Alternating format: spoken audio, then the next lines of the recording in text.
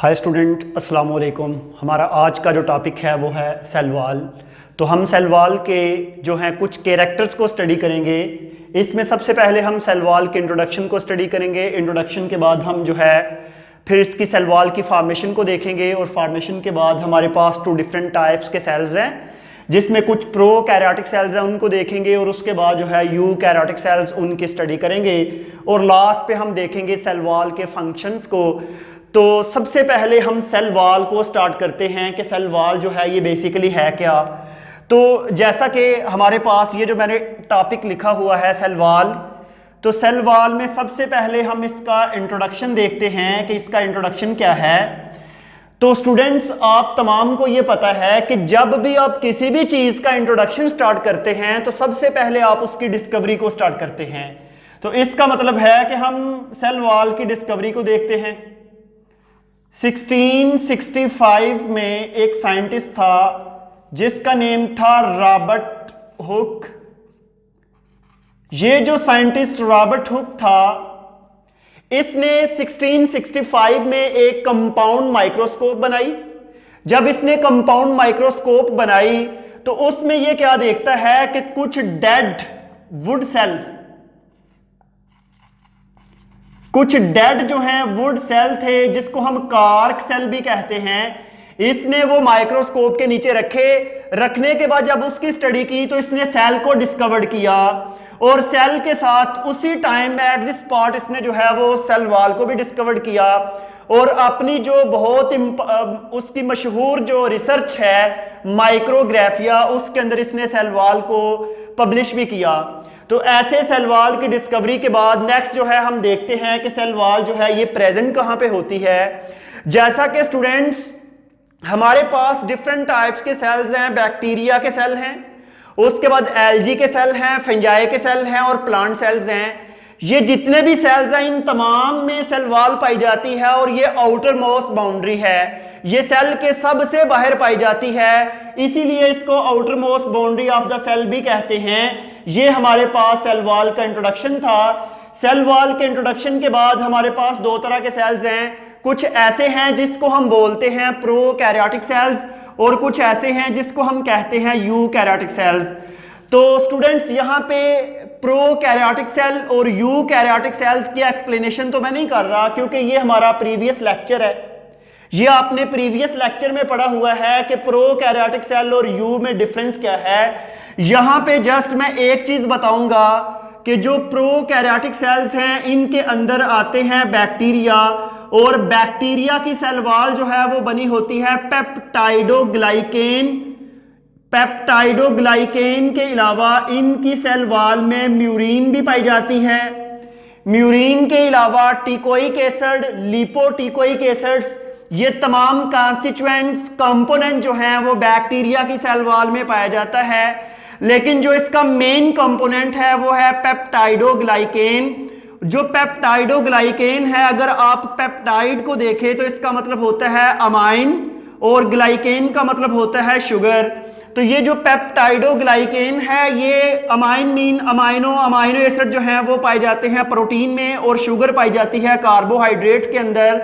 तो पेप्टाइडोग्लाइकेन जो है ये कार्बोहाइड्रेट और प्रोटीन से मिलकर बनती है। इसके अलावा बाकी जो कंपोनेंट है वो माइन्यूट अमाउंट में पाए जाते हैं।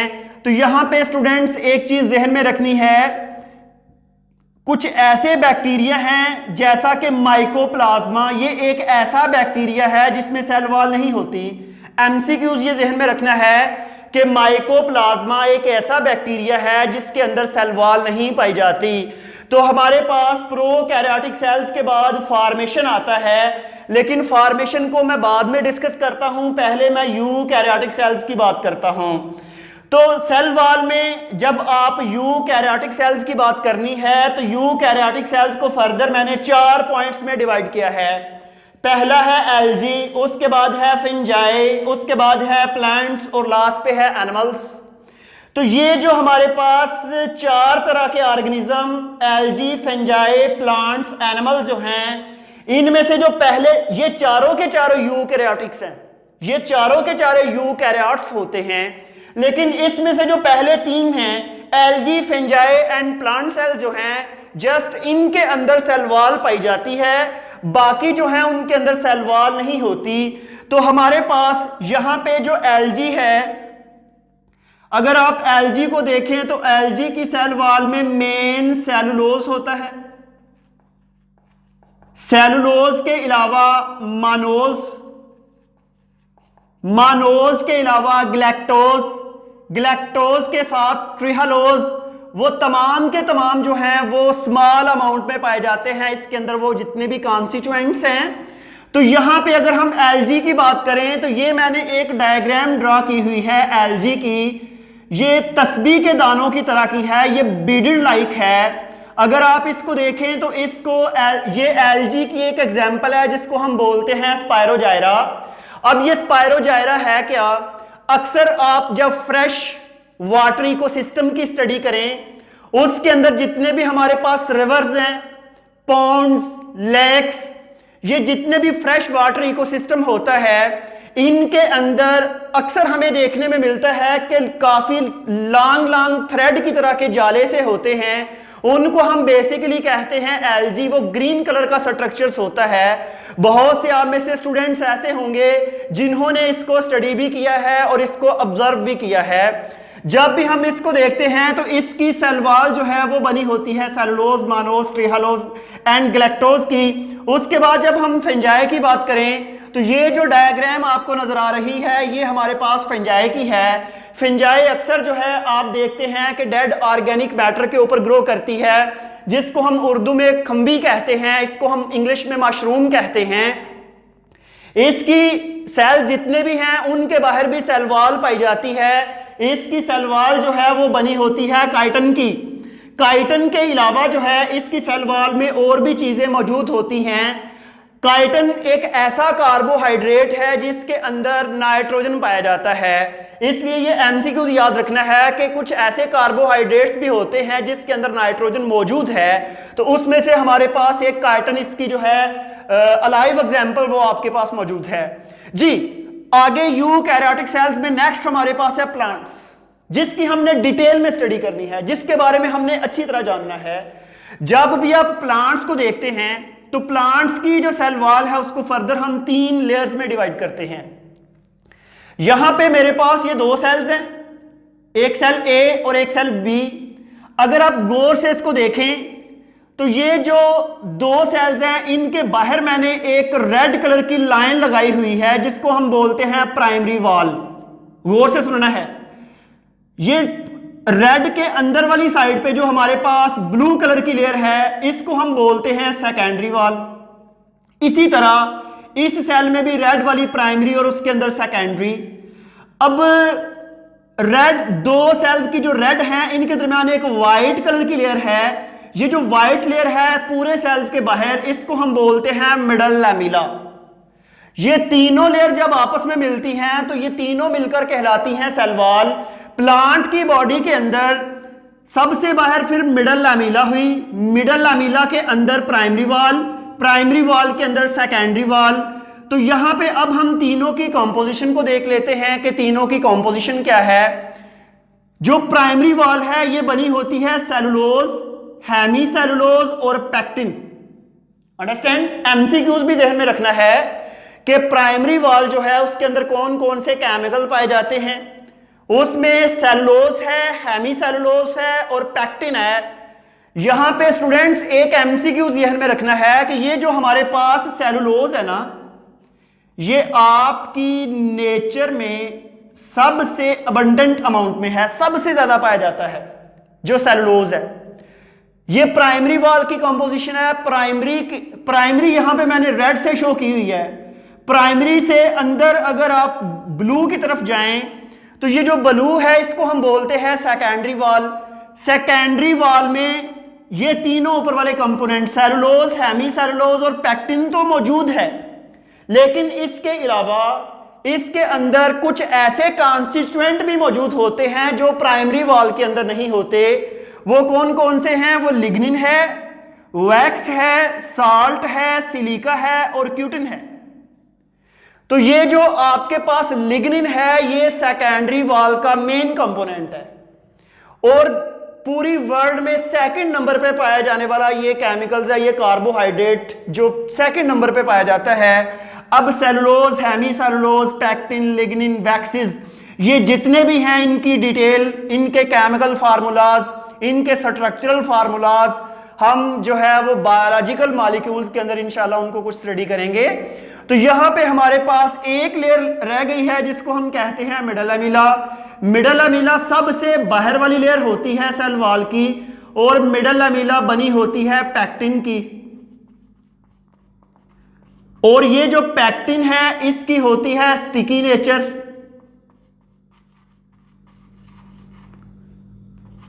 ये जो पैक्टिन है इसकी स्टिकी नेचर होती है, इसलिए ये डिफरेंट सेल्स को आपस में जोड़ के रखती है क्योंकि ये सबसे बाहर है। अब यहां पे एक चीज और कि सेल वॉल के अंदर कुछ पोर्स होते हैं जो एक सेल को दूसरे सेल से कनेक्ट करते हैं। उन जो पोर्स हैं उनको हम बोलते हैं प्लाज्मोडेस्माटा। तो एक सेल के साइटोप्लाज्म से चीजें दूसरे सेल में आती हैं तो उन पोर्स को हम बोलेंगे प्लाज्मोडेस्माटा। तो आपके पास आपने पहले प्रोकैरियोटिक सेल्स में बैक्टीरिया की एग्जांपल और उसकी कंपोजिशन पढ़ी, यूकैरियोटिक में एल्गी, फंजाई, प्लांट्स और उनकी केमिकल कंपोजिशन सेल वॉल की पढ़ी। और अब हम देखते हैं इसकी फॉर्मेशन, जो हमने एक पॉइंट स्किप किया था कि इसकी फॉर्मेशन कहां से होती है। देखिए स्टूडेंट्स, फॉर्मेशन को समझने के लिए आपको ये सेल का जरा थोड़ा सा कॉन्सेप्ट होना चाहिए। जब भी आप प्लांट के सेल को देखते हैं, इसके बाहर सेल वॉल है और सेल वॉल के अंदर होती है प्लाज्मा मेम्ब्रेन। ये जो आपकी ग्रीन कलर की अंदर वाली लेयर है इसको हम बोलेंगे प्लाज्मा मेम्ब्रेन। यहां पे मेरा पॉइंट जरा गौर से सुनना है। सबसे बाहर सेल वॉल की मीन 3 लेयर्स, उसके अंदर प्लाज्मा मेम्ब्रेन और प्लाज्मा मेम्ब्रेन के अंदर साइटोप्लाज्म। अगर हम प्लांट के सेल से सेल वॉल को रिमूव कर दें तो बाकी जो रिमेनिंग पोर्शन बचेगा उसको हम बोलते हैं प्रोटोप्लास्ट। प्रोटोप्लास्ट। अब अगर सेल वॉल के साथ सेल मेम्ब्रेन को भी रिमूव कर दें तो हमारे पास पीछे जो पोर्शन बचेगा वो होगा प्रोटोप्लाज्म। इसका मतलब फिर यह हुआ कि जो प्रोटोप्लाज्म होता है वो साइटोप्लाज्म प्लस न्यूक्लियस शामिल है। जब सेल वॉल की फॉर्मेशन हो तो अंदर से डिफरेंट केमिकल्स बाहर को मूव करते हैं और बाहर आकर उनकी डेपोजिशन होती है और डेपोजिशन के नतीजे में सेल वॉल बनती जाती है। यहां पे एक पॉइंट मैं आपको यह बता दूं, जितने भी यंग प्लांट हैं जो अभी सीड से जिनकी सीडलिंग हो रही है, उनके अंदर जो स्ट्रेंथ मिलती है प्लांट्स को वो मिलती है प्राइमरी वॉल से। लेकिन जो प्लांट जो है वो साइज में बढ़ता जाता है, मैच्योर होता जाता है, तो उसके अंदर जो सेकेंडरी वॉल है ये थिक होती जाती है। जो ये थिक होगी सेल वॉल को उतनी ज्यादा थिकनेस और स्ट्रेंथ मिलेगी। एक टाइम ऐसा आएगा कि प्लांट के सेल में जो सेकेंडरी वॉल है ये थिक होती जाएगी। ये जो ब्लू है इसको हमने कहा था सेकेंडरी वॉल। अगर ये सेकेंडरी वॉल थिक होती जाए, आहिस्ता आहिस्ता ये पूरे साइटोप्लाज्म के ऊपर प्रेशर लगाएगी और साइटोप्लाज्म की डेथ हो जाएगी। जब साइटोप्लाज्म डेड हो जाएगा तो ऐसे सेल्स को बाद में हम ट्रैकिड एंड वेसल्स कहना स्टार्ट कर देते हैं, और वही tracheids and vessels, sieve element, sieve tube जितने भी हैं वो जाइलम एंड फ्लोएम के पार्ट बन जाते हैं। इसलिए हम कहते हैं जाइलम एंड फ्लोएम सेल जो हैं वो स्ट्रेंथ में तो बहुत ज्यादा आगे हैं लेकिन वो नॉन लिविंग है। वो नॉन लिविंग क्यों हैं? क्योंकि उनके अंदर जो सेकेंडरी वॉल है वो काफी थिक हो जाती है, जिससे साइटोप्लाज्म कॉन्स्ट्रिक्ट हो जाता है और वो जो है डेड हो जाएगा सेल, और वो बाद में ट्रैकिड्स एंड वेसल्स में कन्वर्ट हो जाएगा। अंडरस्टैंड? इसकी मैंने फॉर्मेशन भी बता दी कि जो प्रोटोप्लाज्म है उससे डिफरेंट केमिकल्स, स्पेशली वो केमिकल्स गाल्जी बॉडी से रिलीज होते हैं, और गाल्जी बॉडी से रिलीज होकर वो सारे के सारे बाहर को निकलते हैं और बाहर आकर सेल वॉल की फॉर्मेशन करते रहते हैं। लास्ट पे है फंक्शन ऑफ सेल वॉल। देखिए स्टूडेंट्स, यहां पे अगर हम फंक्शन को स्टार्ट करने से पहले मैं आपसे पूछूं कि अभी हमने लेक्चर में क्या क्या पढ़ा, तो आप ये बताएंगे कि सबसे पहले सेल वॉल और उसका इंट्रोडक्शन, उसके बाद हमने पढ़ा कि प्रोकैरियोटिक सेल कौन कौन से हैं और उनकी सेल वॉल कैसी है। फिर उसके बाद पढ़ा है यूकैरियोटिक सेल्स कौन कौन से हैं, मीन के एल्गी, फंजाई, प्लांट, एनिमल्स, और इनमें से सेल वॉल किस किस में है, वो पहले 3 हैं। फिर उनकी मैंने कंपोजिशन बताई। फिर प्लांट की सेल वॉल की हमने 3 लेयर्स को देखा और 3 लेयर्स की केमिकल कंपोजिशन पढ़ी। और उसके बाद मैंने बता दिया कि सेल वॉल की फॉर्मेशन कहाँ से होती है, क्योंकि जो प्रोटोप्लाज्म है वहां से गोल्गी बॉडी साइटोप्लाज्म के अंदर मौजूद है, वो डिफरेंट केमिकल को रिलीज करती है और वो केमिकल आकर बाहर सेल वॉल की फॉर्मेशन करते रहते हैं। अभी मैं चलता हूं सेल वॉल की फंक्शन की तरफ। जब भी आप सेल वॉल के फंक्शन की बात करते हैं तो सबसे पहला है सपोर्ट, उसके बाद है प्रोटेक्शन, उसके बाद है कम्युनिकेशन, उसके बाद है स्टोरेज और लास्ट पे है ट्रिगर्स। सबसे पहला जो है सपोर्ट, हम इसकी बात करते हैं। स्टूडेंट्स, हमारे जितने भी प्लेन एरियाज हैं पाकिस्तान में 3 डेजर्ट हैं, थल, थर, चोलिस्तान। अगर आप उन डेजर्ट की बात करें, उनमें पाए जाने वाले जितने भी प्लांट्स हैं उनकी सेल वॉल बहुत थिक है, क्योंकि वहां पे विंड प्रेशर बहुत ज्यादा है। क्योंकि एक प्लेन एरिया होगा तो पीछे से हवा बड़ी स्पीड से आएगी और वो प्लांट्स के ऊपर प्रेशर लगाएगी, उसकी स्टेम को तोड़ने की कोशिश करेगी। लेकिन अगर प्लांट की सेल वॉल स्ट्रांग है, उसमें सेकेंडरी वॉल स्ट्रांग है, तो वो कभी टूटता नहीं है। जैसा कि मैंने ये एक डायग्राम बनाई हुई है, अगर आप इस डायग्राम को फोकस करें, इस डायग्राम में ये प्लांट है, इधर से विंड प्रेशर हुआ, हवा ने प्रेशर लगाया और ये प्लांट ऐसे बेंड हो गया, लेकिन ये टूटा नहीं। अक्सर आपने देखा है कि आफ्टर स्टॉर्म एयर प्रेशर्स जब वो प्लांट्स के ऊपर अप्लाई होता है तो अप्लाई होने के बाद अक्सर प्लांट टूट जाते हैं और अक्सर ऐसे खड़े रहते हैं। जो टूट जाते हैं उनकी सेकेंडरी वॉल बहुत ही जो है वो थिन होती है, वीक होती है और उससे वो टूट जाएगा। इसी तरह हमारे पास जो है ये प्लांट्स को सपोर्ट देता है, इससे प्लांट्स को सपोर्ट मिलती है। सपोर्ट्स के बाद प्रोटेक्शन। प्रोटेक्शन की मैं आपको एक एग्जांपल बताता हूं।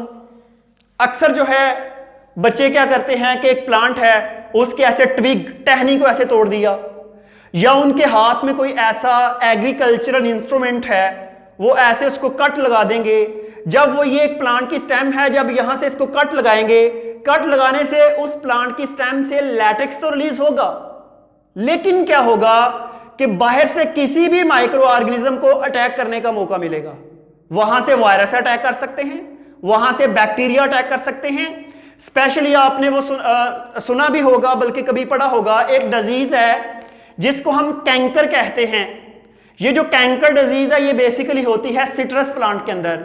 सिट्रस प्लांट जो है, सिट्रस साइनेंसिस, सिट्रस रेटिकुलेटा और सिट्रस मैक्सिमा, ये जितने भी हमारे पास सिट्रस फ्रूट हैं उनके अंदर ये बीमारी होती है। ये स्टेम में ये बैक्टीरिया की वजह से होती है। स्टेम पे अगर थोड़ा सा जख्म आ जाए, वाउंड वगैरह, तो उसके जरिए ये एंटर होगा और एंटर होकर अंदर एक बहुत सुराख सा बना देगा स्टेम के अंदर, और बाद में प्लांट की डेथ भी हो जाती है।